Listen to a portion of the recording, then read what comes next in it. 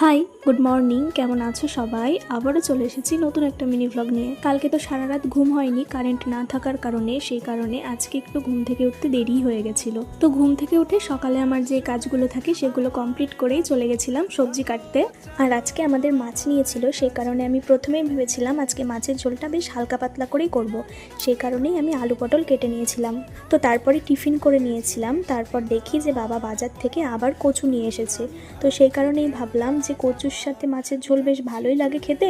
তো সেই কারণে আলু পটলের সাথে কচুটাকেও অ্যাড করে দিয়েছি। আর বাড়িতে মাছ বা মাংস যাই হোক না কেন আমি রান্না করি বেশিরভাগ। এই যে দেখো, তোমাদের সাথে কথা বলতে বলতে আমার রান্নাও প্রায় হয়ে গেছে।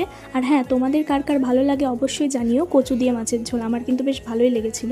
তো তারপর স্নান করে খাওয়া দাওয়া করে নিয়েছিলাম। তো তারপর দুপুরে একটু ঘুমিয়েছিলাম। এমন অভ্যাস হয়েছে না, দুপুরে না ঘুমালে প্রচন্ড মাথা যন্ত্রণা করে। তো ঘুম থেকে উঠে সন্ধ্যার দিকে একটু সিরিয়াল দেখছিলাম। তো যাই হোক, আজকের ভিডিওটা এ পর্যন্ত। বাই, দেখা হচ্ছে পরের ভিডিও।